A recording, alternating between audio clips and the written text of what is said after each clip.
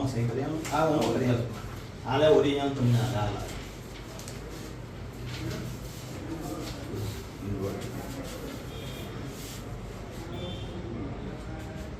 છેલ્લા 3 મહિના 24 કલાકની તમે લાઈટ કો બિલ લો છો આટલું બધું ને તમે કોઈ જવાબ નહીં કશું જ નહીં કોઈ આન્સર નહીં સાંભળો તારે અમારી તો ભૂલ છે બરાબર લોડ રેગ્યુલરાઇઝ નહીં કરવાનું તમારે અરે પણ લોડ રેગ્યુલર કોણે કહ્યું નહીં લોડ રેગ્યુલર ચલો અમારા મોટા લોકોના ઘરમાં લોડ રેગ્યુલર માટે તમે લાવો ફોર્મ મારાવો બધું કરાવો કરવા ગયા છે યાર અમે બધું તમે આયા કોઈ દિવસ તમે કોઈ પ્રયત્ન તમે કર્યો? લોડ રેગ્યુલર કરાવવા કોઈ દિવસ આયા તમે સાંભળો હા. પણ એક જ નહીં આયા તારે એ તો પણ તમારો કોઈ લાઈનમેન છે ને એ તો પેલું જે ટ્રાન્સફોર્મર નવું બદલ્યું તારની વાત છે બીજું આ થયું ને એટલે આપણે એમને ટ્રાન્સફોર્મરની ટીમ બોલાવી કે આ બસનું ટ્રાન્સફોર્મર ત્યારે આ રીતે ફેલ નીકળતું નથી એટલે કદાચ એવું ના બને કે અમે બીજું એ ટ્રાન્સફોર્મર ચાલુ હોય ને અમે બદલી નાખીએ કારણ કે ક્રેનોનું લાવવાનું મૂકવાનું એ બધાના ઇશ્યુ તો હોય એટલે આપણે એમને બોલાવ્યું કે તમે ચેક કરો વેરીફાઈ કરો કે ખરેખર આ ફેલ છે કે નથી શું નામ તમારું? પટેલ કેતન કુમાર સુરેશભાઈ સંધાણા કેતનભાઈ, શું રોજ આવે કેમ થવાનું?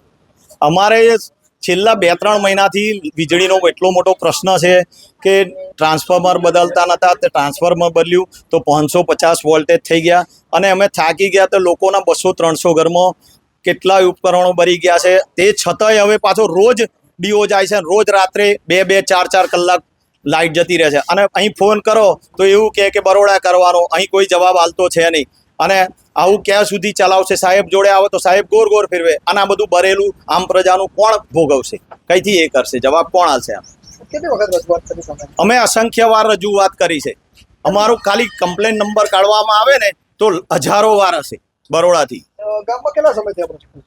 તો છેલ્લા 3 મહિનાથી પ્રશ્ન છે શું કહે છે અધિકારીઓ?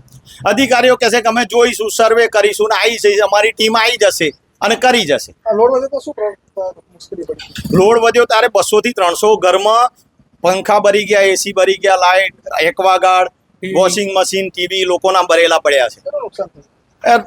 કેટલાય 15-20 લાખ રૂપિયાનું સંધાણા ગામમાં નુકસાન કોઈ અધિકારી આયા હતા ખરા? કોઈ સર્વે? કોઈ સાહેબ કહે છે કે હું આવ્યો કોઈ જગાએ કોઈ જી સાહેબ, આપણું નામ અને પરિચય. જીજે કાપડિયા નાયબ ઇજનેર ક્રીડા સમિતિ. સાહેબ, માતર નો સંધારા ગામ માતર ગામ ને બીજા ગામની અંદર વીજળીના વારંવાર પ્રશ્નો રહેતા હોય છે, વારંવાર રજૂઆત કરે છે પરંતુ કોઈ પણ પ્રકારનો હલ નથી કરવામાં આવતો. શું આપણી પ્રતિક્રિયા? જે લાસ્ટ ટાઈમ જે ટ્રાન્સફોર્મર ફેલ થઈ ગયેલું હતું એ અંદરના ન્યુટ્રલના પ્રોબ્લેમને કારણે થયું હતું અને એ વીજળીના પ્રશ્નો થયા હતા પણ એ બીજા દિવસે બદલીને સોલ્વ કરી દેવામાં આવ્યું છે અને અત્યારે જે રજૂઆત કરવામાં આવી છે કે અમારા ડીઓ વારે ઘડી ઉડી જાય છે તે લાઇનનું પેટ્રોલિંગ કરી અને જો લોડ બેલેન્સિંગ કરવાની જરૂરિયાત થશે તો લોડ બેલેન્સિંગ પણ કરી આપીશું અને ગ્રામજનોની મદદ લઈ અને જો શક્ય હશે તો નવા ટ્રાન્સફોર્મર પણ ઊભા કરી અને પ્રશ્નનું સોલ્યુશન લાવવામાં આવશે. સાહેબ, છેલ્લા 2 વર્ષથી આ ગામની અંદર અનેક પ્રશ્નો છે. તમારા દ્વારા કેવા પ્રકારની મુલાકાત કરવામાં આવે કેવા પ્રકારનું સોલ્યુશન કરવામાં આવે?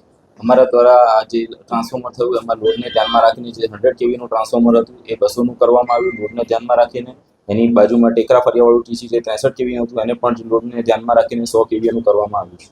સાહેબ, જે પ્રકારે ગામની અંદર 3 દિવસ પહેલા લોડ વધી જવાના કારણે 200 થી વધુ ઘરોનું બીજ ઉપકરણો ઉડી ગયા હતા, તમારા દ્વારા કોઈ વિઝિટ કરવામાં આવ્યું કે કોઈ સર્વે કરવામાં આવ્યો? આ બાબતે કેવા પ્રકારની કાર્યવાહી કરવામાં અમારા દ્વારા એ જે નેટવર્ક ચેક કરવામાં આવ્યું જે ફેલ થયું છે ટ્રાન્સફોર્મર એનું રીઝન શોધવામાં આવ્યું છે અને જે લોડને કારણે થયું છે તો ગ્રામજનોના કહેવા પ્રમાણે એ લોડ પણ અમે ચેક કરીશું જેથી કરીને ટ્રાન્સફોર્મર પર ખરેખર કેટલો લોડ આવે છે એ ખબર પડી શકે અને એ કેપેસિટીનું ટ્રાન્સફોર્મર નવું લગાડી શકે. સાહેબ, 3 દિવસ પહેલા ઘટના બની તમારા ખુદના દ્વારા ગામમાં કોઈ પ્રકારની મુલાકાત કરી ગામ લોકો હા, મેં જાતે ગયેલો છું.